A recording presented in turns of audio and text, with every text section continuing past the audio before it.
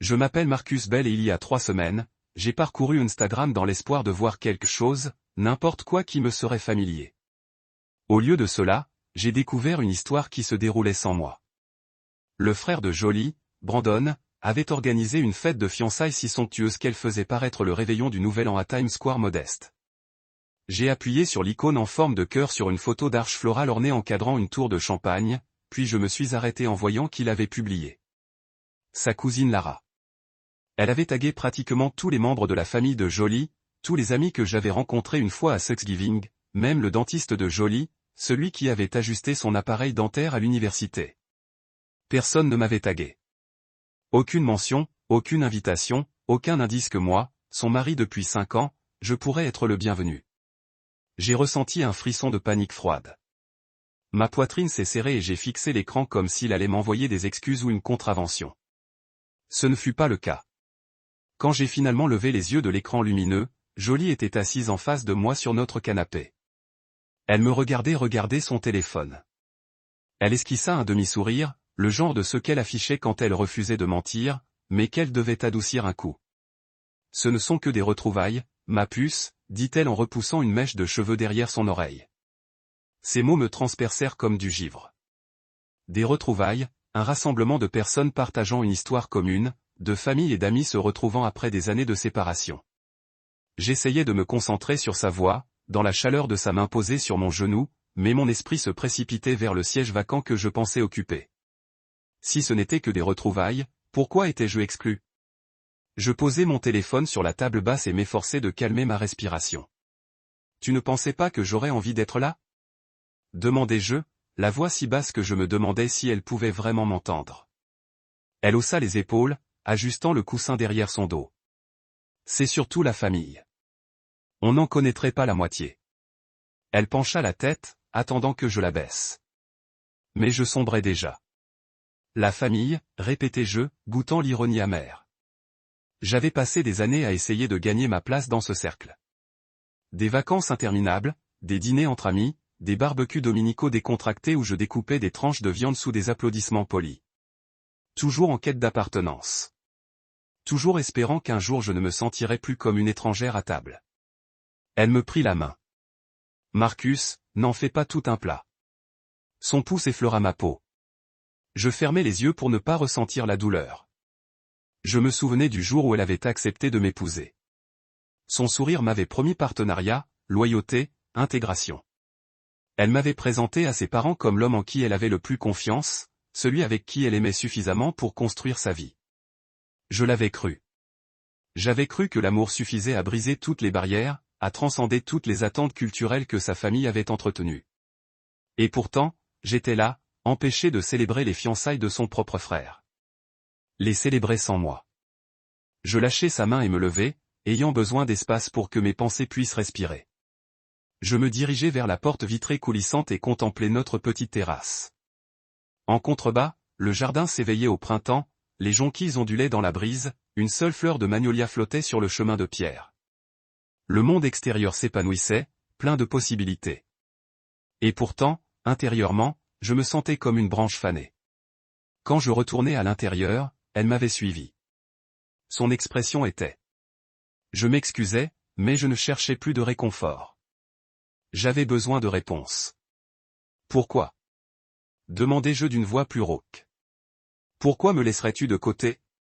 Elle déglutit. Et l'espace d'un instant, je perçus de la vulnérabilité derrière son calme acquis. Ma famille. Ils pensent que tu n'as pas ta place, admit-elle doucement. Son regard croisa le mien, débordant d'une honnêteté réticente. J'ai senti quelque chose se briser en moi. Ce n'était plus seulement à cause de cette fête.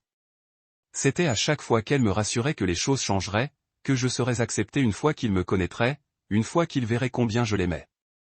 Toutes ces années passées à être présent, à m'adapter, à faire preuve de complaisance. Je redressai les épaules. La pièce me parut plus petite, le plafond plus bas, comme si les conséquences de ces paroles me pesaient. Je suis de la famille, dis-je d'une voix tremblante malgré mes efforts pour me calmer. Et je mérite mieux que d'être le mari qu'ils ignorent. Elle me fixa, l'air hanté par la conscience d'avoir échoué à préserver le lien que nous nous étions promis. Je pris une inspiration et me rappelai qui j'étais. C'était un homme intègre, loyal et plein d'espoir. Un homme qui croyait en l'amour, assez fort pour vaincre les préjugés. Je la dépassai pour me diriger vers ma chambre où ma valise était à moitié pleine. Je ne claquai pas la porte. J'avançai simplement avec une détermination tranquille. J'emportai quelques vêtements de rechange, mon pull préféré, la montre qu'elle m'avait offerte pour notre anniversaire. Je pliai chaque objet avec un soin délibéré, comme si, en traitant mes affaires avec douceur, je pouvais me prouver quelque chose, que j'avais encore de l'importance, que j'avais encore un pouvoir. Faire mes valises, c'était comme retrouver une part de mon identité, loin des attentes de sa famille. En fermant la valise, j'entendis sa voix derrière moi, « Marcus. » Je ne me retournai pas. La dernière chose dont j'avais besoin à ce moment-là était une nouvelle assurance ou des excuses. J'avais besoin d'espace pour décider de ce que j'accepterais à l'avenir. Si je pouvais rester dans un monde qui ne me voulait pas vraiment ou si je devais m'éloigner d'une vie où l'amour était conditionnel. Je fermai la valise et la soulevai avec détermination. Dans le miroir du couloir, j'aperçus mon propre reflet, les yeux plissés par l'émotion, la mâchoire serrée. J'étais déterminé. J'ai reconnu l'homme que j'étais autrefois. Plein d'espoir, avide d'appartenance, prêt à faire des compromis. Et j'ai reconnu quelqu'un de nouveau.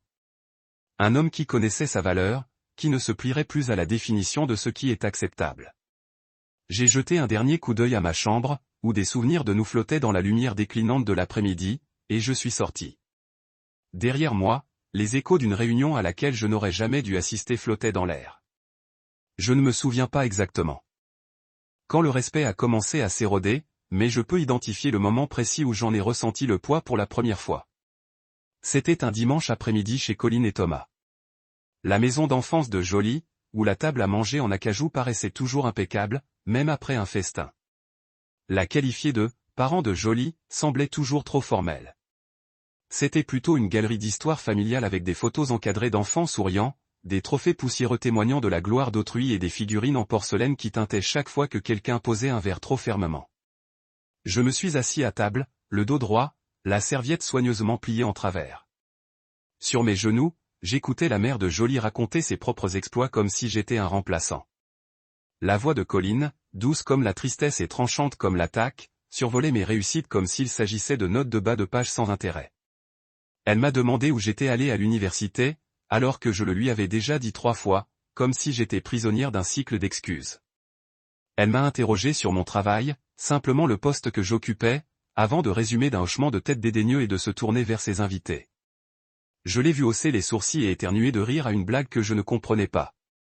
Le genre de rire qu'elle réservait aux gens qu'elle trouvait amusants mais sans importance. J'ai forcé un sourire, hoché la tête à la chute, puis je me suis enfoncé davantage dans mon fauteuil. Chaque hochement de tête, chaque rire forcé me semblait ajouter du poids à une balance qui ne penchait pas en ma faveur. Son regard s'est posé sur Jolie et elle a rayonné de la fierté d'une mère qui a bien fait son devoir. Puis, presque sans réfléchir, elle a vu moi. Je sentais le changement lorsqu'elle prononçait mon nom. Marcus, dit-elle, la voix baissant d'une octave, comme si elle s'adressait à un percepteur d'impôts plutôt qu'à l'homme qui avait passé des années à soutenir sa fille. Elle prononçait mon nom comme on prononce le mot « accident », avec prudence et une légère appréhension. Je l'écoutais corriger de la même manière que je tenais ma fourchette, comme si je réapprenais les bonnes manières. Chaque correction était une brique de plus dans le mur entre son monde et le mien. Je jetai un coup d'œil à Thomas et croisai son regard. Il hocha la tête sèchement, un bref signe de tête qui me disait tout et rien. Sa poignée de main en me saluant me donnait l'impression d'être un livreur de course. « Content de te voir, belle », murmura-t-il. Aucune chaleur dans son ton, comme s'il avait mémorisé mon nom et ne souhaitait pas me connaître plus que ça. Sa femme lui lança un regard comme pour le gronder silencieusement, mais il l'ignora et retourna à son verre de thé glacé, l'agitant comme s'il détenait un secret. J'essayai de trouver du réconfort. Aux yeux de Jolie. Elle s'assit à côté de moi, suffisamment penchée pour que je sente la chaleur de sa main posée sur ma cuisse. J'aurais voulu la serrer pour m'assurer qu'elle me voyait encore, mais j'hésitais. Je commençais à comprendre que même sa présence ici était un handicap. Cela signifiait que je supportais le mépris subtil de la famille plutôt que de rester à la maison où elle me protégerait de son rire et de ses remarques taquines. Sa façon de me maintenir ancré dans notre monde commun, loin du leur. Après le dîner, nous sommes allés au salon où les canapés formaient un cercle autour d'une table basse jonchée de souvenirs. L'illusion d'informalité ne pouvait masquer la hiérarchie tacite. La grand-mère de Jolie sur la causeuse en velours, ses tantes sur des chaises brodées, et moi sur un ottoman bas, posé comme un repose-pied pour une conversation polie. Je riais poliment aux anecdotes, j'agrémentais mes réponses d'affirmation, mais personne ne semblait m'entendre. Elles hochèrent poliment la tête, puis revinrent à la discussion sur la promotion prochaine de Jolie, leur bénévole communautaire. Travail et le grand renouveau du club de jardinage. Mes efforts, ma passion pour la photographie, mon habitude d'écrire tard le soir étaient accueillis avec un désintérêt poli, traités comme des passe-temps pour les mains oisives. Ce n'était pas malveillant. C'était simplement de l'exclusion par indifférence, un jugement silencieux selon lequel je n'appartenais pas à leur catégorie de réussite et de pédigré. Je sentais la distance entre nous se creuser à chaque regard échangé. Chaque murmure discret me parvenait hors de portée de voix. J'observais Jolie éluder les questions me concernant avec une aisance experte, son instinct protecteur s'éveillant pour protéger l'image de sa famille. Marcus travaille sur quelque chose de passionnant, disait-elle, et la conversation redescendait sur un terrain plus sûr. J'ai compris son instinct. Elle ne voulait pas souligner ma différence, mais l'effet était le même. Je devenais invisible. Sur le chemin du retour ce soir-là, j'ai regardé par la fenêtre passager les lampadaires vaciller. Chacun d'eux constituait une barrière défectueuse entre le monde que j'habitais avec elle et celui que je visitais en tant qu'invité vedette. Jolie conduisait en silence, les jointures blanches. Au volant. À un feu rouge, je la regardai, cherchant une explication. Elle expira lentement et me serra la main. « Ils ne veulent pas être cruels, dit-elle doucement. Ils pensent juste que tu n'es pas des nôtres. » Ces mots me serrèrent l'estomac comme une pierre. « Pas des nôtres, répétai-je. » C'était comme un verdict. Je repensais à toutes les fois où j'avais essayé de me joindre aux conversations, à tous les toasts que j'avais portés à leur succès, à tous les rires que j'avais offerts sans retenue. Je réalisais que, peu importe le nombre de fois où je serais présent, je serais toujours l'étranger, une ombre à la table. Cette nuit-là, je restais éveillé dans notre chambre, écoutant le ronronnement de la climatisation et le doux murmure de la respiration de Jolie. Je revivais chaque instant passé dans le salon familial, chaque accueil mitigé, chaque regard qui me filait dessus comme si j'étais de l'air.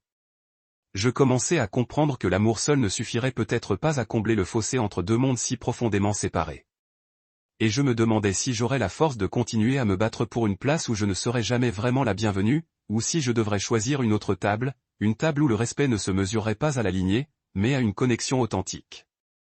Alors que Don approchait, je résolus de faire face à la faiblesse de nos fondations.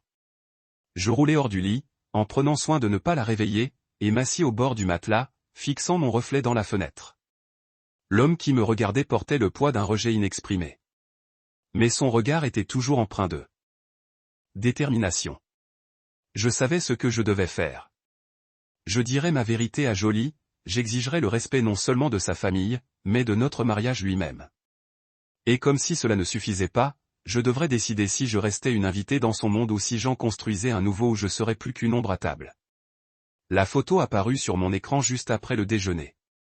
Un boomerang de bouchons de champagne s'envolant dans une mer de rire qui me glaça le sang en un instant. J'étais seul dans mon salon, un sandwich à moitié mangé sur la table basse lorsque j'appuyais sur la notification. La légende les lettres blanches brillaient sur fond de confettis dorés. Vivement la fête de fiançailles de Brandon et Ria ce week-end. #FamilyFirst #SOMLove. La photo encadrait une grappe de la cousine de Jolie, tourbillonnant de paillettes, des perles scintillant sous des guirlandes lumineuses. Pourtant, il manquait quelque chose. Moi. J'ai rafraîchi la page, parcouru les publications précédentes, des maquettes de tables aux délicats pétales de rose, des cartes d'escorte imprimées en calligraphie élégante, une liste d'invités de plus de 150 noms, chacun rayonnant d'impatience. Mon nom était introuvable. Une douleur sourde s'est installée dans ma poitrine tandis que j'envoyais un texto à Jolie. Tu savais? Mes doigts ont plané sur le clavier avant que je n'appuie enfin sur envoyer. Le silence qui a suivi était plus fort que n'importe quel déni. Quand elle a répondu, elle était brève et défensive. Ouais, c'est surtout la famille. Tu ne connaîtrais personne. J'ai fixé ces mots comme des braises brûlantes. Surtout la famille. J'avais épousé un membre de cette famille. Je croyais les connaître tous. Ou du moins, je croyais pouvoir le faire. J'ai avalé avec difficulté. Mon sandwich avait un goût de renfermé, ma bouche était soudain sèche. J'ai essayé de me remettre de cette piqûre en me plongeant dans le travail. J'ai organisé des dossiers, répondu à des emails, et même rédigé la proposition marketing à rendre à 17 heures. Mais chaque fois que je jetais un coup d'œil à mon téléphone, je m'attendais à des excuses, une invitation, un signe de reconnaissance. Il n'y avait que le défilement infini d'une perfection soignée. Arche florale, cocktail personnalisé, lustre scintillant. J'ai cliqué sur une photo de Brandon et Ria souriant sous un des deux ballons. Il portait un smoking avec une rose au revers. Elle tenait une coupe de champagne, les yeux brillants. Il semblait heureux, si radieux que mon cœur s'est serré d'envie et de chagrin. En milieu d'après-midi, je savais ce que je devais faire. J'ai envoyé le deuxième SMS de Jolia. Je pars à Aspen ce week-end. J'ai besoin de me changer les idées. Je l'ai regardé le lire, puis commencé à taper. L'espace d'un instant, j'ai espéré qu'elle parlerait de la fête. Ou du moins, me demander de reconsidérer ma décision. Mais sa réponse était froide. Bon, rien de plus. Ce seul mot me fit l'effet d'un rêve éveillé. Je ne réalisais pas que j'étais encore agrippé. J'éteignis mon ordinateur portable, attrapai ma veste et pris la route pour l'aéroport. Chaque kilomètre me semblait une concession, une acceptation de ne plus faire partie de son histoire. Dans l'avion, je regardais par le hublot le patchwork de nuages sous nos yeux. Je repensais aux innombrables dîners auxquels j'avais assisté chez les parents de Jolie. Au toast poli que je portais à ses succès. Au rire partagé avec des gens qui ne m'incluaient jamais vraiment. Ils ne me connaissaient que comme le mari, un rôle que j'avais rempli consciencieusement, espérant gagner leur approbation. Au lieu de cela, ils m'avaient rendu invisible. Je traçais mentalement les contours de notre maison. Le salon où je me présentais timidement à sa colocataire d'université. La cuisine où j'épluchais des pommes de terre pour les réunions de famille. Le jardin où je faisais griller des steaks pour les anniversaires. Chaque souvenir me semblait désormais teinté d'un sentiment d'exclusion. À Aspen, la fraîcheur de la fraîcheur. L'air de la montagne m'a réveillé d'un coup. J'ai chaussé mes bottes et j'ai emprunté les sentiers enneigés, le vent me cinglant le visage, contrastant fortement avec la chaleur des photos Instagram de la famille de Jolie. J'ai skié jusqu'à ce que mes jambes tremblent et que mes poumons brûlent. Poursuivant l'illusion que l'effort physique pourrait faire fondre le froid qui m'habitait. Au sommet, je me suis arrêté et j'ai contemplé les sommets infinis scintillant sous un ciel cobalt. Mon téléphone a vibré dans ma poche, le nom de Jali illuminant l'écran, mais je l'ai éteint sans un regard. Je voulais que ce week-end soit pour moi seul, libéré du poids des regrets non exprimés. Ce soir-là, j'ai publié une photo de moi au sommet, les bras tendus, le visage penché vers l'horizon, comme si j'ouvrais un nouveau chapitre. Légende, parfois, la meilleure vue est celle où l'on sort du cadre de quelqu'un d'autre. J'ai publié et j'ai vu les « j'aime » affluer. Des amis de fac, des collègues, et même ma sœur. Quelques-uns. Des membres de la famille de Jolie étaient également présents, dont sa tante Pénélope, qui a laissé un cœur. J'ai hésité, les doigts survolant la zone de commentaires. Une partie de moi avait envie d'écrire « Je te vois maintenant ». Mais une autre partie reculait à l'idée de raviver le drame que j'avais fui. De retour dans ma chambre d'hôtel, allongé sur le lit, je pensais à la fête à laquelle je n'irais jamais. J'imaginais les rires lorsque Jolie entra aux côtés de son frère, les halètements collectifs à leur entrée, le toast qui résonnerait sous les plafonds voûtés. Je m'imaginais en marge, forcé de sourire tandis que les gens me saluaient d'un hochement de tête poli, leur regard errant à la recherche de quelqu'un d'autre. J'ai alors compris que mon absence à la fête n'était pas une punition, mais un sursis bienveillant. Je n'avais pas besoin qu'on me rappelle à ma place. Au lieu de cela, je me créerais un espace où je pourrais être vu et valorisé à ma façon. Le lendemain matin, j'ai fait mes valises, ne laissant aucune trace, si ce n'est l'odeur persistante du savon parfumé au pain. J'ai pris l'avion. Je rentrais chez moi, déterminé à affronter le pécheur de mon mariage, à exiger le respect que je méritais, ou à m'en aller complètement. Dans les semaines à venir, j'allais affronter Jolie et sa famille. Armé non pas de colère, mais de la certitude que les fantômes sur les listes d'invités ne peuvent hanter quelqu'un qui choisit sa table. Alors que notre avion descendait, j'ai senti un premier frisson de liberté s'installer dans ma poitrine. La promesse que je ne serais plus un homme invisible sous les projecteurs. L'air matinal et les trembles me mordirent les joues dès que je sortis sur le balcon du lodge. L'aube avait teinté le ciel de traînées roses et dorées, et les pics déchiquetés de la vallée reflétaient la lumière comme des pierres précieuses. Je m'agrippais à la rambarde, la poitrine serrée par l'impatience et quelque chose que je ne pouvais nommer. Mi-euphorie, mi-effroi. Aujourd'hui était le jour que Bryce et Lena avaient prévu. Une ascension complète jusqu'au sommet du mont Aspen, jusqu'à 3900 mètres. J'avais accepté sans hésiter, avide de distraction et de clarté. Du sommet du monde. J'ai sorti mon téléphone de ma poche, j'ai regardé le nom de Jolie clignoter sur l'écran de verrouillage, puis je l'ai remis dans ma veste. Pas de distraction. Pas aujourd'hui. J'ai retrouvé Bryce et Lena au chalet de base, tous deux emmitouflés dans des vêtements de ski fluo qui les faisaient ressembler à des surligneurs sur la neige immaculée. Lena a rejeté en arrière ses cheveux teints en bleu et a ri en voyant mon air déterminé. Prêt à conquérir une montagne? A-t-elle demandé en pinçant les lèvres d'une moue espiègle. J'ai esquissé un sourire. Allons-y. Nous avons chaussé nos skis et le téléphérique nous a fait glisser vers le ciel, le vent nous fouettant les oreilles jusqu'à ce que le monde nous disparaisse sous nos pieds. De cette hauteur, tout, mes soucis, mes doutes, même le fil Instagram de la famille de Jolie, semblait incroyablement petit. Au sommet, nous avons débarqué sur un vaste champ de neige porcelaine. L'air était raréfié. Chaque respiration tiraillait mes poumons. Lena bondissait sur la neige, laissant une traînée de des empreintes de pas qui scintillaient dans la lumière matinale. Bryce brandit un appareil photo portatif et le pointa sur moi. Je me tenais au bord d'une falaise, les montagnes s'éloignant à l'horizon tel un interminable rouleau de velours bleu. Bryce aboya, ne bouge pas, et Lena lui ordonna, mets-moi derrière lui. Comme ça, tu captures son profil sur le ciel. Il me cadrait dans cette étendue infinie, sculptant mes cheveux en un halo de liberté. J'ai fermé les yeux, levé le visage vers la brise et senti une vague de quelque chose de brut et d'électrique. De l'espoir peut-être, ou la vérité la plus simple, j'étais en vie, libéré de toute attente. Quand j'ai rouvert les yeux, Lena glissait une main dans mon gant, me stabilisant le bras. Prête? A-t-elle demandé, la voix étouffée par son écharpe. J'ai hoché la tête. D'un geste fluide, elle a appuyé sur le bouton de l'appareil photo, le clic résonnant dans l'air immobile. Puis nous avons pris de l'altitude, suivant une crête qui se rétrécissait vers le ciel. À 3900 mètres d'altitude, le monde s'étendait devant moi dans toutes les directions. Des villes plus petites que des pièces de jeu, des routes sinueuses comme des fils d'argent, des rivières scintillant comme du mercure renversé. Mon cœur battait fort dans ma poitrine, et l'espace d'un instant, j'ai oublié tout ce qui m'avait pesé. La publication Instagram, les messages que j'avais fuis, les fractures conjugales. Ce qui m'avait conduit ici. Seule la montagne et le ciel existaient. Nous nous sommes arrêtés au point de vue le plus élevé, blottis l'un contre l'autre contre le vent qui hurlait comme un être vivant. Bryce s'est penché vers moi, son souffle chaud contre mon oreille. « Ça va, mec ?»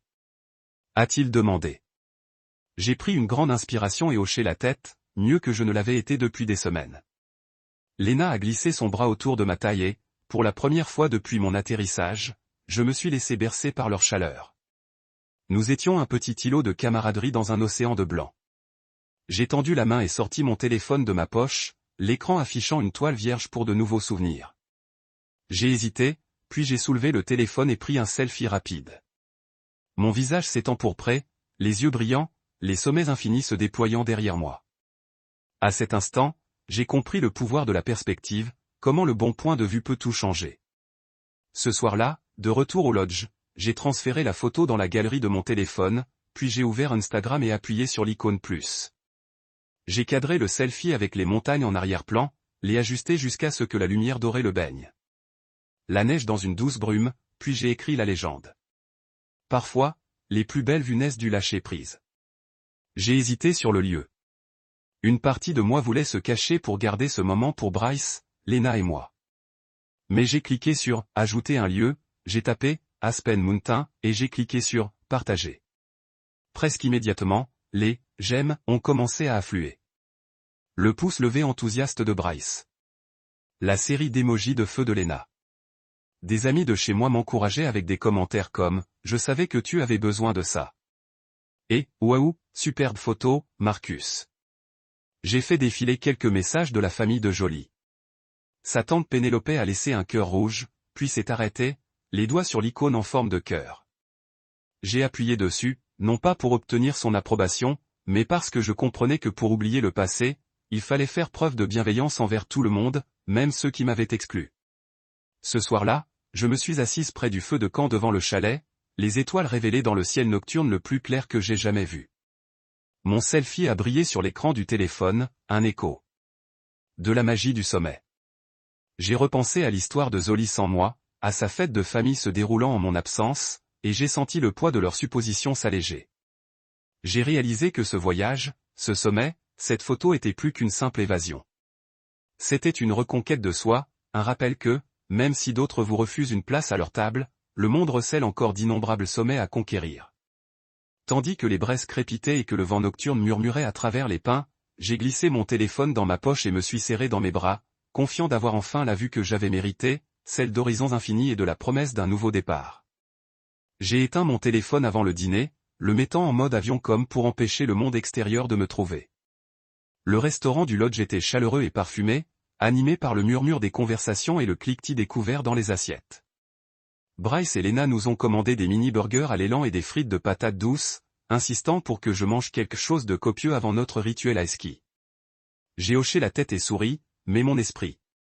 Je m'attardais sur la réponse sèche de Jolie. Ok, à mon annonce pour Aspen.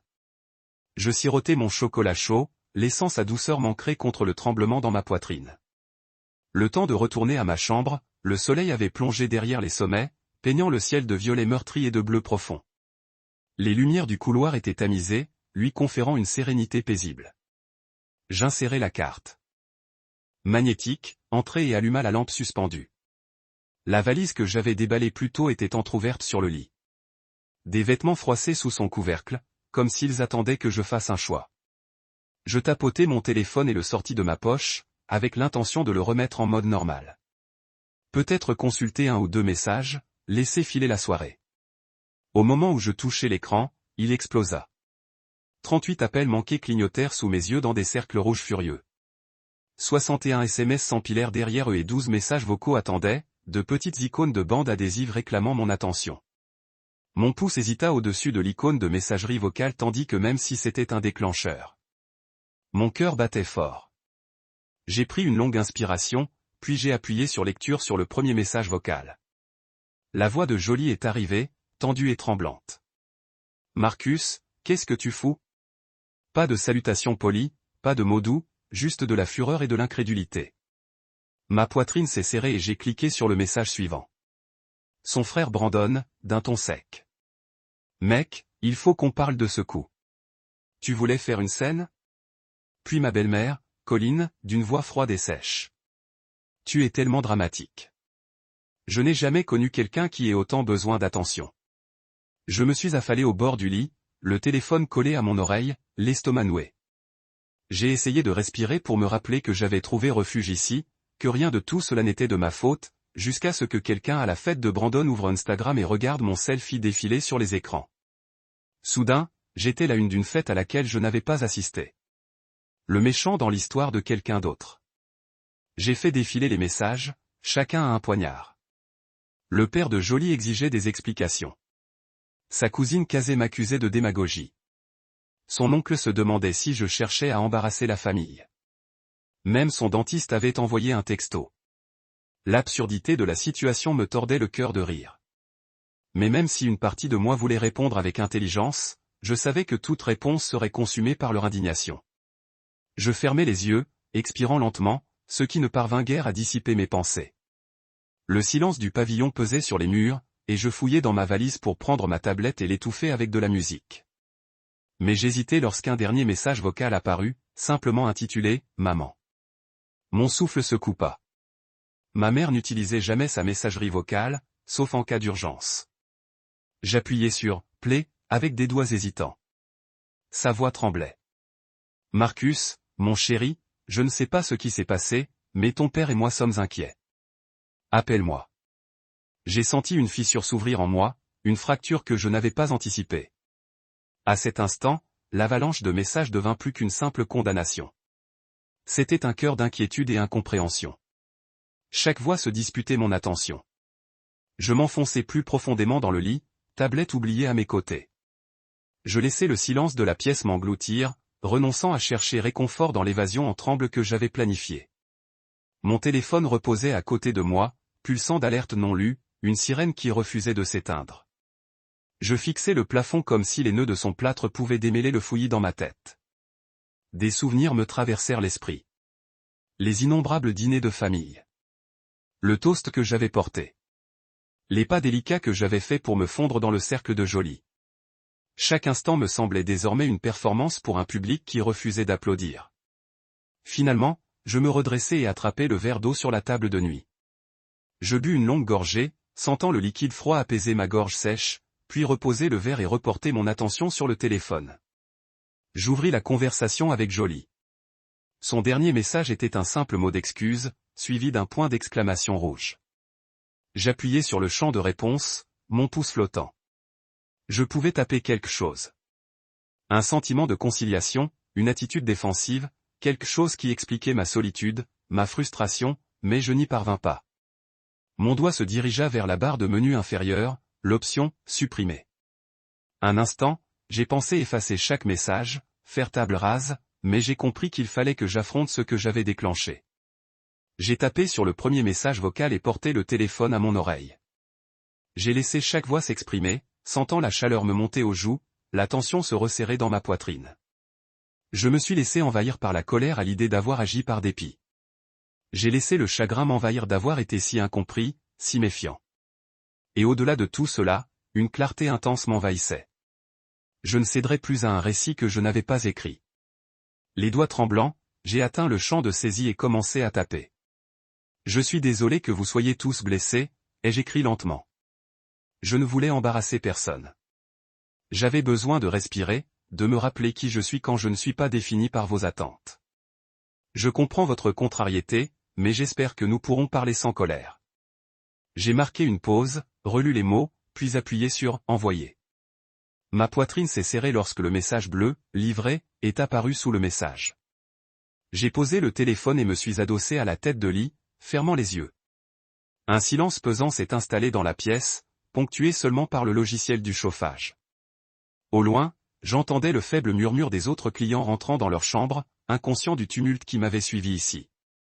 J'ai senti une étrange paix m'envahir, non pas parce que leur colère s'était dissipée, mais parce que j'avais dit ma vérité.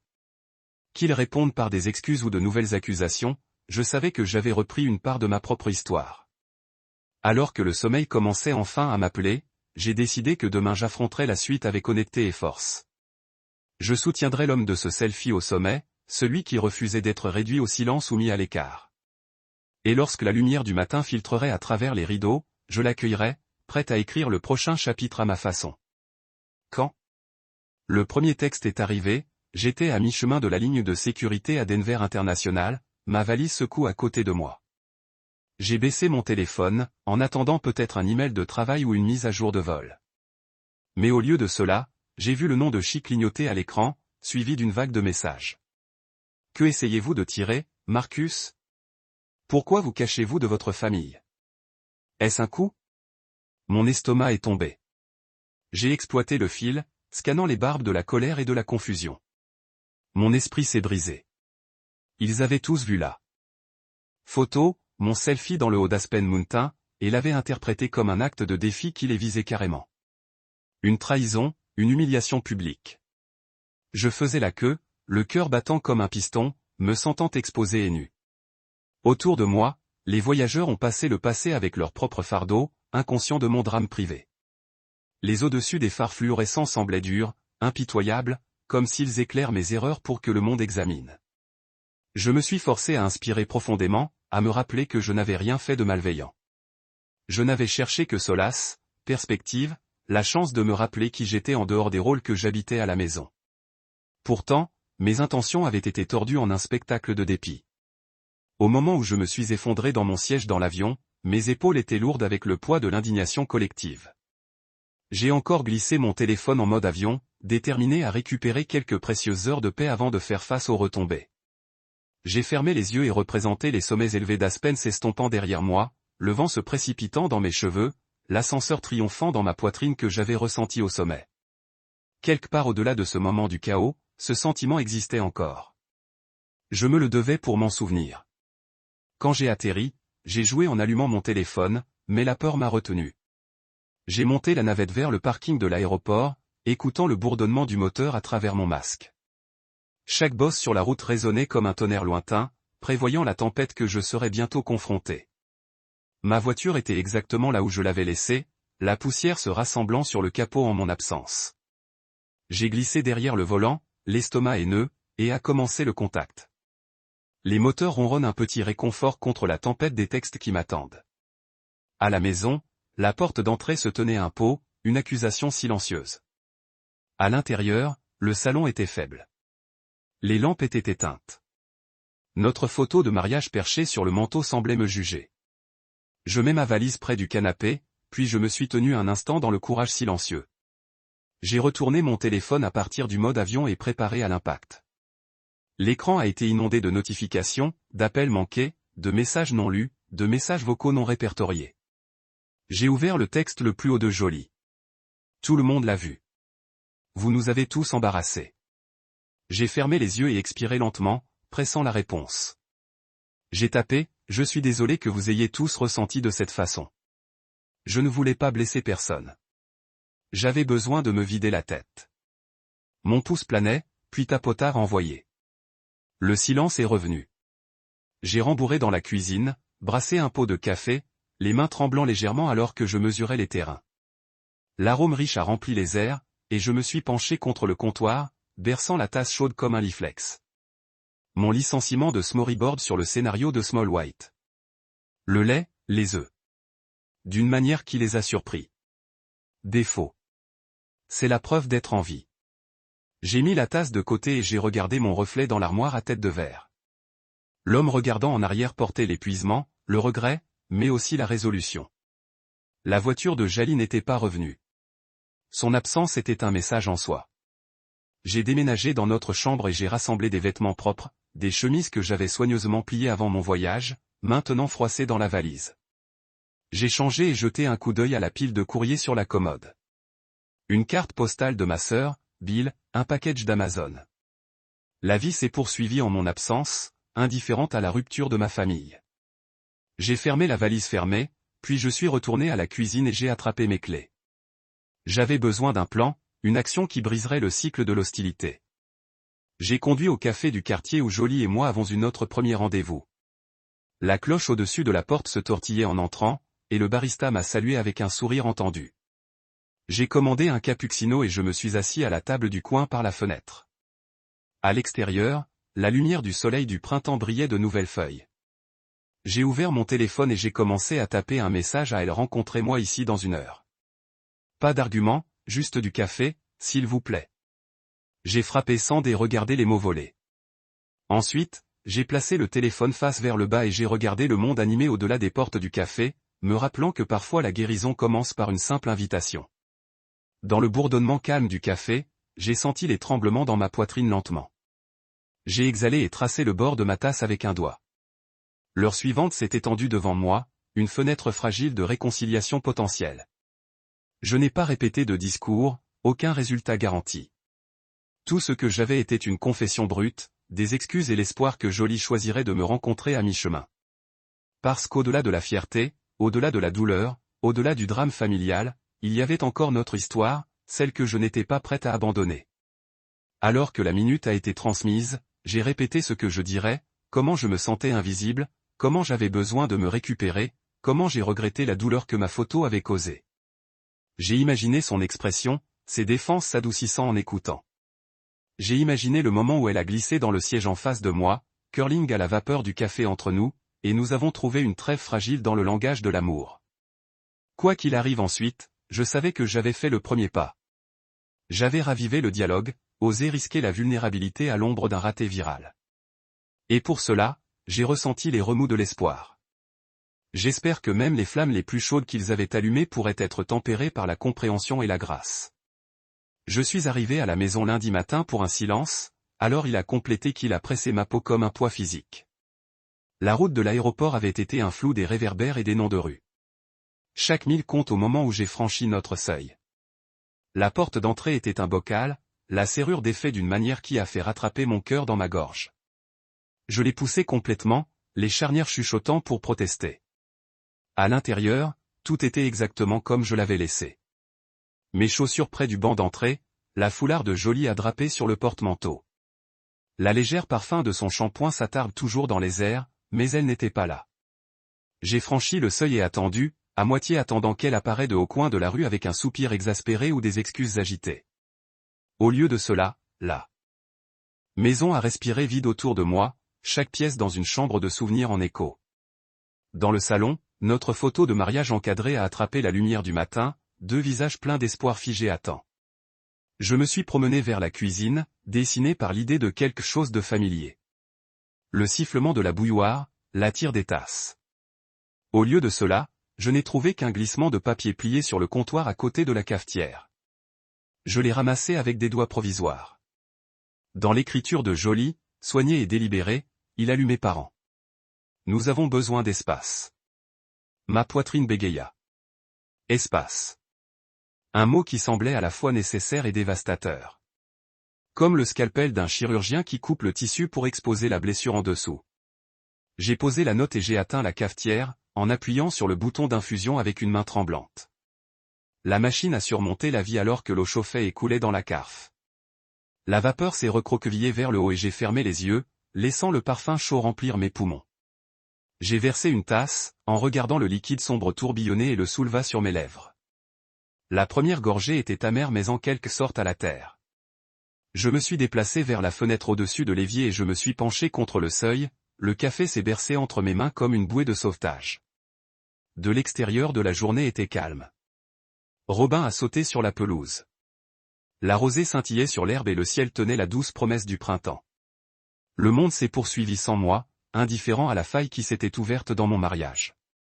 Je me souvenais du rire de mes amis Bryce et Lena, leurs visages brillants dans ce Aspen Lodge, contrastant fortement avec la froideur de la note de Jolie. J'avais cherché refuge dans les montagnes pour retourner dans une maison qui se sentait étrangère et creuse. Mon regard a dérivé vers la pile de courriers sur les factures de comptoir. Un catalogue de sa boutique préférée. Une carte postale de ma sœur à Seattle. J'ai pris la carte postale, lis son gain de parchemin. Je souhaite que vous soyez ici. Mes doigts se resserrèrent autour du papier. Je l'ai remis en arrière et j'ai ouvert les tiroirs, cherchant quelque chose. Tout petit jeton qui pourrait manquer. Dans le tiroir de l'argenterie, j'ai trouvé ma tasse préférée ébréchée au bord. Celui que Jolie avait peint avec nos initiales pour notre premier anniversaire. Je l'ai soulevé, tracé les lettres fanées avec mon pouce et j'ai ressenti une vague d'amour et de perte. J'ai porté la tasse dans le salon et j'ai coulé sur le canapé, prenant une autre gorgée de café, mon esprit enroulé de questions que je ne savais pas encore comment poser. Avais-je tout détruit avec ce selfie? Mon acte d'autopréservation était-il devenu un acte de trahison? J'ai fermé les yeux, rappelant l'avalanche des messages, sa colère, le jugement de sa famille, la voix inquiète de ma mère. Je m'attendais à une confrontation, peut-être des excuses, ou du moins une reconnaissance de la raison pour laquelle j'avais fui. Au lieu de cela, j'ai rencontré l'absence, une demande silencieuse que je possède ma part dans la fracture avant même d'être autorisé à rentrer. Les minutes passaient en contemplation silencieuse. J'ai pensé à emballer à nouveau mon sac, à s'éloigner pour de bon, de construire une nouvelle vie quelque part loin de la blessure. Mais chaque fibre de mon être recule à l'idée d'abandonner le accueil que j'avais construit avec Jolie. Je l'avais assez aimé pour endurer 1000 petits légers, pour lutter contre l'acceptation qui n'est jamais venue. Mais je m'aimais davantage et j'ai refusé d'être l'espace réservé de quelqu'un forcé de se tenir dehors pendant qu'il vivait sa vie à l'intérieur. J'ai drainé le dernier de mon café, jeté la tasse vide sur la table basse avec des soins délibérés et me suis relevé. Je me suis déplacé dans la salle de la maison par pièces, rassemblant les preuves de notre vie ensemble. Une paire de ses chaussures de course près de la porte, c'était d'oreiller et les siennes sur le lit, une pile de livres qu'elle lisait sur la table de nuit, je me faisais une pause à chacun, respirant l'empreinte de sa présence, ressentant la douleur de son absence. Quand j'ai atteint la chambre, j'ai ouvert le placard et récupéré un pull que j'avais porté lors de notre premier matin de Noël, un cachemire de la marine douce qui sentait encore légèrement d'elle. Je l'ai glissé, le sentant me sert comme un dernier souvenir. Mon téléphone a bourdonné sur le comptoir, me passant de rêverie. Je suis retourné à la cuisine et je l'ai ramassé, en attendant un autre volet de messages. Au lieu de cela, c'était un seul texte de la mère de Jolie. Appelez-moi quand vous êtes prêt. Aucune accusation, aucune insulte, juste une invitation au dialogue. J'ai regardé mon reflet sur l'écran noir, l'homme me regardant, les yeux rouges, mais résolus. J'ai expiré et tapé son nom, puis j'ai appris. Mon cœur battait pendant que la ligne sonnait, mais à l'intérieur, j'ai ressenti une étincelle de quelque chose que je n'avais pas ressenti depuis des jours. Agence. Lorsque la voix de Colline est passée, douce, mesurée, méfiante, j'ai tenu le téléphone à ma poitrine, le plus chaud contre ma peau. J'ai pris un souffle stable et j'ai commencé à parler, en choisissant mes mots avec soin. Je suis à la maison, dis-je. Je suis désolé pour le chaos, mais j'ai besoin de nous pour parler. La ligne crépitait dans le silence qui s'étendait entre nous.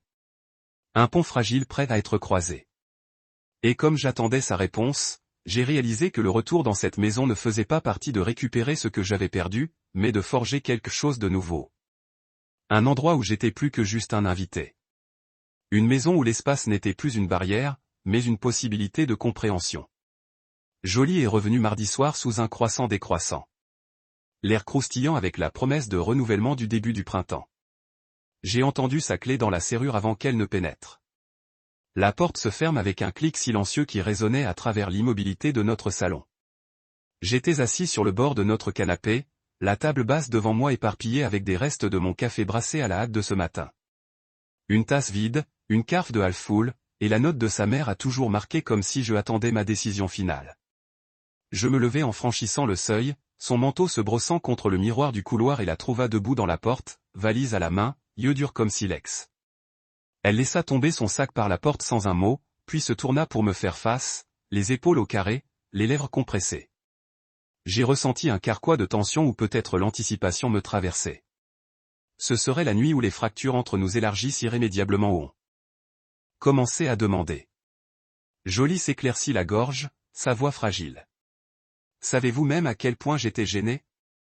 Elle claqua, avançant jusqu'à ce qu'il y ait à peine un pied entre nous. Vous avez fait penser à tout le monde que nous avons des problèmes. J'ai rencontré son regard régulièrement, remarquant le tremblement sous sa colère. La vulnérabilité, elle a essayé de se cacher. Nous sommes, dis-je calmement, chaque syllabe délibérée. Elle a reculé comme s'il était frappé, et je me demandais si elle s'attendait à du déni ou à la déflexion. Nous avons eu des problèmes depuis des mois, je me suis poursuivi à travers les armes de Brandon était la dernière traite, mais ce n'est pas le premier signe. Sa poitrine comme si elle pouvait interdire la vérité avec un seul geste. L'armure se remettait en place. Remarque est intacte. Votre mère a quitté cela ici parce qu'elle sait que nous avons besoin d'espace, dis-je. Espace pour comprendre pourquoi je me sentais invisible dans mon propre mariage. La mâchoire de Jolie se serra, son front sortant d'une bataille interne. Elle a lancé ses chaussures et a traversé le salon pour se percher sur le bras du canapé, laissant un espace entre nous qui se sentait à la fois menaçant et nécessaire. Invisible, résonna-t-elle, voix plus silencieuse maintenant. Je pensais que je te protégeais du drame. Me protéger? Demandai-je, me rapprochant jusqu'à ce que je me tenais à côté d'elle. En disant à votre famille que je n'appartenais pas en prétendant que vous ne vouliez pas de moi à la célébration de l'engagement de votre propre frère. Je pouvais sentir les larmes piquer les coins de mes yeux. La frustration s'est construite au fil des années d'être l'étranger. Elle baissa les yeux sur ses mains pliées sur ses genoux et j'ai détecté le tremblement de culpabilité sous ses défenses. Ils sont démodés, a-t-elle dit, la voix vacillant. Ils s'inquiètent des apparences. Ils pensaient que votre selfie était un coup pour attirer l'attention sur nos problèmes. Elle leva la tête, les yeux brillants. Je ne l'ai pas vu venir. J'ai inspiré, ressentant à la fois du chagrin et du soulagement. Elle l'admit, une fissure dans le mur. Elle a réalisé. Les attentes de la famille. Elle a tendu la main, ses doigts broutant ma joue, et j'ai senti la tension dans son corps desserrer juste une fraction. Je suis désolé, chuchota-t-elle. Je ne savais pas à quel point cela vous faisait mal. Je pensais que tu comprendrais. Sa voix s'est brisée et elle cligna des yeux rapidement comme si elle était surprise par ses propres larmes. Je me suis assis à côté d'elle, enroulant un bras autour de ses épaules. Je comprends votre loyauté envers votre famille, murmurai-je. Mais la loyauté ne devrait pas venir à la fin de moi. À propos de mes rêves, je dois savoir que nous sommes égaux. Je voulais vous protéger de leur jugement, mais ce faisant, je vous ai trahi. Ces aveux m'ont frappé comme une vague. Et j'ai également fermé les yeux, laissant le flot de soulagement et la tristesse me passer à travers moi. Je ne veux pas de protection, dis-je tranquillement. Je veux un partenariat. Je veux un mariage où nous affronterons les choses ensemble. Pas de secret, pas d'exclusion. J'ai brossé mes lèvres contre son temple. Voulez-vous m'aider à reconstruire cela? Elle leva les yeux, les lèvres tremblant dans un sourire provisoire et hocha la tête. Je le ferai, a-t-elle promis. À partir de maintenant. Sa main a trouvé la mienne, et nous nous sommes assis dans le silence de notre salon, se penchant les uns dans les autres comme s'ils étaient ancrés par la vérité partagée que nous avions découvert. Pour la première fois depuis des semaines, j'ai senti que le poids de la distance entre nous soulevait juste assez pour apercevoir la possibilité de proximité. La note sur la table, nous avons besoin d'espace, ne se sentait plus comme une barrière, mais un défi que nous étions disposés à relever. Espace pour grandir, guérir, reconstruire notre mariage sur le fondement du respect mutuel et de l'honnêteté. Nous avons passé le reste de cette nuit à parler à travers les ecchymoses que nous avions endurés. Le froid de sa famille les épaules, mes insécurités, les moments où nous laissions la fierté nous garder silencieux. Nous n'avons fait aucune promesse de perfection, ne s'engage qu'à rester ouverte, à écouter et à lutter pour notre lien. Au moment où la lune s'est glissée derrière les nuages et que la nuit s'est approfondie, nous avions tracé un nouveau cours ensemble. Quand nous nous sommes finalement tenus pour nous coucher, je me sentais plus léger que je ne l'avais fait depuis des mois. Nous nous sommes tenus la main alors que nous marchions dans le couloir, et j'ai réalisé que la table du dîner de la maison des parents de Jolie pourrait ne plus jamais se sentir accueillante. Mais ici, dans le sanctuaire étouffé de notre maison, nous avions jeté les bases pour une table de notre propre, celle où le respect, l'amour et l'inclusion seraient assis à tous les endroits, et où aucun de nous ne serait à nouveau une ombre à la table. Lorsque Brandon s'est présenté à mon bureau jeudi après-midi, j'étais à mi-chemin de la modification de la brochure d'un client. Tracer la courbe d'une police que je connaissais par cœur lorsque sa voix a traversé le bourdonnement calme de la salle d'impression. J'ai levé les yeux de la boîte lumineuse, plissant les yeux vers lui à travers la cloison en verre. Il s'est penché contre le cadre de la porte, les bras croisés, son costume sur mesure croustillant comme toujours, mais ses yeux portaient une gravité inconnue. J'ai senti le nœud familier dans ma poitrine se resserrer. Et, dis-je en posant ma lame exacto. Quoi de neuf? J'ai forcé un ton décontracté, mais l'expression de Brandon a tressailli par ma tentative. Il s'éloigna du cadre et entra à l'intérieur, la porte cliquant sur lui. Nous devons parler, a-t-il dit, la voix basse, les yeux directs. J'ai fait un geste vers le fauteuil des visiteurs. Asseyez-vous. Il est resté debout comme s'il n'était pas sûr que la chaise ait son poids. Regardez, commença-t-il, frottant l'arrière de son cou. Je sais ce qui s'est passé avec le post Instagram. Je comprends pourquoi tu te suis blessé. Enfer, je suis ton beau-frère, mais tu as vraiment fait pleurer Jolie, mec. Il fit une pause, laissant les mots s'installer. Elle est dévastée. Mon fiancé et moi, tu étais censé faire partie de ma célébration. Au lieu de cela, tu as posté ce selfie et tout le monde ici pensait que c'était un coup de feu. L'accusation a atterri dans mon instinct comme un coup de poing. J'ai jeté un coup d'œil à la page brochure sur la boîte lumineuse. Le titre indique « Célébrer l'amour ». L'ironie n'a pas été perdue pour moi. J'ai replié mes bras sur ma poitrine. Je ne l'ai pas fait pour t'embarrasser, dis-je uniformément. J'ai posté cette photo parce que je devais me souvenir que je ne suis pas invisible. Brandon a plié et déplié ses bras, luttant avec ses prochains mots. Je sais. J'ai vu la façon dont vous regardez autour des rassemblements de famille comme si vous étiez fantôme. J'ai essayé de dire à mon fiancé et aux autres que vous vouliez bien, mais il le voit comme un drame. Il soupira et passa une main dans ses cheveux. Je suis désolé. Je vous le dis en tant que beau-frère et en tant que votre ami. Je l'ai regardé, sentant un peu la tension faciliter la facilité. Merci, dis-je tranquillement. Cela signifie plus que vous ne le savez. Pendant un moment, nous nous sommes juste regardés. Deux hommes qui aimaient tous les deux Jolie et voulaient la protéger, mais dont la loyauté était entrée en collision. Enfin, j'ai joint mes mains derrière mon dos. J'ai besoin de savoir que cette fête est terminée. Je ne cherche pas à commencer plus de drame. Il a rencontré mon regard, a hoché la tête et pour la première fois cette semaine, j'ai ressenti un scintillement d'espoir que nos familles pourraient trouver un chemin vers la civilité. Brandon a changé. En fait, a-t-il dit, se frottant le menton. Il y a quelque chose que je voulais demander. Mon cœur a coulé à nouveau, mais cette fois, je me suis préparé pour une branche d'olivier au lieu d'un autre retombé. De vrais discours, a-t-il dit, se rapprochant. Je te veux au mariage. Pas comme un visage dans la foule, mais sur la liste des invités. Je te veux là avec moi. J'ai cligné des yeux, surpris. Tu le penses. Il a hoché la tête sérieuse. Tu es mon beau-frère. Je veux que tu te tiens à côté de moi quand j'épouserai Ria. Fin de l'histoire. Ces mots ont traversé la tension comme une lame, mettant quelque chose de libre en moi. J'ai avalé, la voix se capture dans ma gorge. Merci. Il m'a applaudi sur l'épaule, son sourire habituel revenant. J'ai le dos, a-t-il dit. Puis hésitant un instant, a-t-il ajouté. Mais vous devez me promettre une chose. J'ai penché un sourcil. Qu'est-ce que c'est? Il se pencha en bas. Lorsque vous publiez sur Instagram ensuite, donnez-moi peut-être un avertissement. Il a fait un clin d'œil. Économisez-nous tout le chagrin. J'ai ri, un véritable son que je n'avais pas sorti depuis des jours. Dit-il. Il sourit et se tourna vers la porte. Puis, alors qu'il atteignit la poignée, il s'arrêta et regarda en arrière. De plus, Jolie m'a demandé de vous dire qu'elle est désolée. Il s'arrêta, l'expression se ramollit. Vous manque. Dites-lui aussi, elle me manque aussi. Il hocha la tête et est finalement parti, la porte cliquant derrière lui.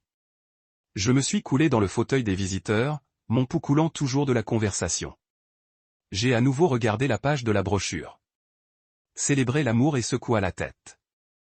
L'amour, semblait-il, était à la fois fragile et résilient, capable de diviser les familles et de les combler dans le même souffle. Ce soir-là, je me suis rendu directement à la maison des parents de Jolie. La rue était calme, le soleil plongeant derrière les érables à sucre qui bordaient le trottoir. Mes mains saisissaient le volant alors que je me rapprochais, sentant un tourbillon d'anticipation et de nerfs. Je me suis garé dans l'allée, j'ai pris une profonde inspiration et je suis sorti dans l'air frais, une valise à la main. J'ai traversé le porche et levé le heurtoir. Mon cœur martelait en entendant des pas s'approcher. La porte s'est ouverte pour révéler le visage sévère de Thomas. J'ai rencontré son regard, j'ai vu le scintillement de la surprise, puis la curiosité. Il a regardé ma valise, puis de me retourner. « Marcus, dit-il doucement. Qu'est-ce qui vous amène ici ?» J'ai avalé. « Je suis venu vous poser une question, dis-je, entreprise vocale mais respectueuse. Quand ai-je cessé d'être assez bon pour votre famille ?» J'ai tenu les yeux, attendant. La lumière du porche jette une lueur chaude et les ombres sont tombées derrière nous. J'ai préparé un licenciement pour une autre réponse à froid. Au lieu de cela, Thomas soupira, ses épaules s'effondrant. Il s'est écarté et m'a fait signe de participer. Entrez. Sa voix manquait de sa réserve cool habituelle. Il a porté le poids d'un homme réalisant que la fierté l'avait empêché de dire la vérité. À l'intérieur, le salon était comme je me souvenais, des coussins en peluche, des photos encadrées, des accents en porcelaine. Mais ce soir, cela ressemblait moins à une galerie et plus comme un espace de vie. Une maison avec de la place pour la réconciliation. Je mets ma valise par le canapé et je les ai affrontés tous les deux. Thomas et Colline debout côte à côte, expressions illisibles. Je me suis étudié. Je sais que les choses ont été tendues. J'ai commencé à jeter un coup d'œil à la mère de Jolie. Mais je suis ici parce que je veux faire partie de cette famille. Je veux le respect de vous tous et je veux offrir du respect en retour. Je ne prétendrai pas que les dernières semaines ne se sont pas produites, mais j'espère que nous pourrons aller de l'avant. Le silence s'étendait entre nous comme un souffle retenu. Le seul son était le bourdonnement du thermostat. Puis Colline a expiré et s'est avancée. Ses yeux, autrefois tranchants de jugement, s'adoucissaient juste une fraction. Tu as raison, dit-elle doucement. Nous vous avons traité injustement. Vous ne méritiez pas nos épaules froides. Thomas a posé une main sur l'épaule de Colline, puis s'est tourné vers moi. Je m'excuse, a-t-il dit, voix basse mais sincère. Nous vous avons fait vous sentir importun. Cela s'arrête maintenant. J'ai hoché la tête, sentant une vague de soulagement inattendu. La tension qui m'avait saisi la poitrine toute la semaine s'est desserrée. Merci, dis-je, la voix stable. Colline a fait un geste vers le canapé. Asseyez-vous, dit-elle. Nous avons beaucoup à rattraper. Alors que je me couchais sur les coussins, j'ai réalisé que ce moment, cette invitation à s'asseoir avec eux, était la vraie que j'avais attendue. Pas la fête de fiançailles, pas le mariage, mais cette véritable acceptation, une conversation honnête et la possibilité de revendiquer ma place dans leur monde. Et alors que nous commencions à parler, les frontières entre une douce et la place pour la famille que j'avais toujours voulu appartenir, et plus important encore, pour la famille que j'avais choisi de construire avec Jolie et moi-même. Des semaines se sont écoulées dans un flou de silence maladroit et de reconnexion provisoire. Mais au moment où le week-end s'est déroulé, je m'étais installé dans la réalisation que ma vraie famille pourrait ne pas partager mon nom de famille. Lorsque Bryce et Lena m'ont invité à un barbecue chez eux, j'ai accepté sans hésitation, ma valise depuis longtemps vidée, mon esprit s'est ouvert à la chaleur attendue. Leur arrière-cour a été baigné dans la lumière de l'après-midi, l'odeur du charbon de bois et du poulet mariné dérivant dans les airs. Les voisins ont agité en passant et que les enfants ont chassé un golden retriever à travers la pelouse. Bryce a tenu le grill, en retournant les hamburgers avec des compétences décontractées, tandis que Lena a organisé des bols de Kleslau et de salade de fruits sur la table de pique-nique. Ils m'ont regardé de connaître les sourires, pas de pitié, pas de condescendance, juste un véritable accueil. J'ai transporté un 6 à dos de bière artisanale et je l'ai mis sur le bord de la table, prenant un moment pour absorber la scène. Des rires résonnant à travers la cour, la musique tissant à travers les conversations, le tintement des verres élevés et des toasts décontractés. J'ai ressenti un battement de gratitude et de soulagement. C'était mon invitation, pas celle remplie d'obligations et de jugements tacites, mais d'une main tenue dans l'amitié et l'acceptation. Heureux que vous puissiez le faire, a déclaré Lena, en roulant un bras autour de mes épaules. Son chaleur était électrique, et j'ai réalisé à quel point j'avais été affamé d'avoir été de la compagne. J'ai soulevé le mien en retour, ressentant le poids des derniers mois avec le verre. Souriez, les yeux doux et sachez que nous sommes toujours là pour vous. Table et serrez ma main. En leur présence, je me suis senti vu et apprécié. Aucune qualification nécessaire. Alors que le soleil plongeait bas, jetant de longues ombres sur la pelouse. Lena a mis une liste de lectures acoustiques et quelques voisins ont dérivé, dessinés par la musique et la bonne compagnie. Quelqu'un a attrapé une chaise pliante supplémentaire et l'a glissée à côté du mien sans un mot. Et j'ai réalisé que l'inclusion parle souvent plus fort en action qu'en invitation. Plus tard, alors que nous nous réunissions autour d'un foyer, en rôtissant les émors et en échangeant des histoires sous une canopée d'étoiles émergentes, j'ai jeté un coup d'œil aux flammes vacillantes et j'ai senti les braises de ma nouvelle vie brillante. J'ai pensé à Jolie dans le pont que nous avions reconstruit et à la famille que j'apprenais à naviguer. Un de sang et d'histoires partagées compliquées par les attentes. Ensuite, j'ai pensé à cela du barbecue qui s'est déroulé non pas du devoir mais d'un véritable désir de m'inclure. J'ai fermé les yeux et inhalé l'odeur douce de la fonte du chocolat et des guimauves grillés. Quand je les ai ouverts, j'ai levé ma tasse de cidre chaud dans un toast silencieux à mes choisies familles. Ils ont souri et je savais que même si mon selfie de ski est resté sur Instagram comme un témoignage de lâcher prise, ce cercle de rire et de chaleur était la preuve que parfois lorsque vous n'êtes pas invité à la table, vous êtes guidé vers un endroit où vous appartenez vraiment.